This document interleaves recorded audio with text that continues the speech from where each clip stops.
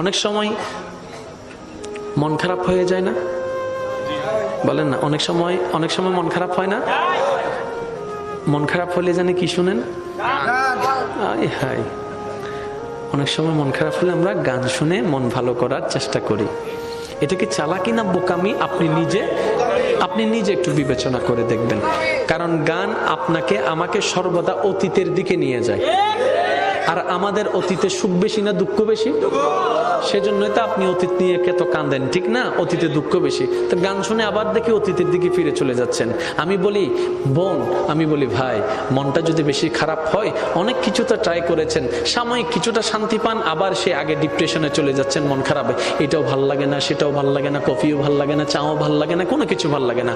আমি বলি ভাই একটা কাজ করেন, আমি বলি বোন একটা কাজ করেন, সবকিছু বাদ দিয়ে যাই নামাজটা একটু বিছাই নেন, বিছাই নিয়ে চোখটা বন্ধ করেন, বন্ধ করে দাঁড়ায় থেকে ডাইরেক্ট সিজদায় চলে যান। কিচ্ছু পড়ার দরকার নাই, অজু বানানোর দরকার নাই, শুধু এতটুক মাথাটা ঝুঁকান আর মনে মনে বলেন আমি আমার রবের দরবারে ঝুঁকে গেলাম, আমি আমার রবের দরবারে ঝুঁকে গেলাম, আমার মাথাটা রবের দরবারে ঝুঁকাই দিলাম। কিচ্ছু পড়ার দরকার নেই ভাই, কিচ্ছু পড়ার দরকার নেই বোন, আপনি শুধু চোখটা বন্ধ করে সিজদার মধ্যে পড়ে থাকুন। আপনার রব তাকায় আছে, আপনার এই ব্যস্ত মন, আপনার এই অশান্তি মন, আপনার এই ব্যথাতি মন, আপনার এই ব্যথিত মন, আপনার রব তাকায় আছে। আপনার রব দেখছে বান্দার মন খারাপ, কিন্তু কারো দিকে যায় নাই, রবের কাছে গিয়েছে। রবের কাছে গিয়েছে কোন রব? যিনি শান্তিদাতা, যিনি শান্তিদাতা, যিনি সুখদাতা। ওই রবের কাছে যখন শান্তির জন্য আপনি যাবেন, মাথাটা ঝুঁকাবেন, 5টা থেকে 6টা মিনিট থাকেন, আপনি নিজেই বলবেন সিজদা থেকে ওঠার সময় মনটা কেমন জানি ফ্রেশ ফ্রেশ লাগতেছে।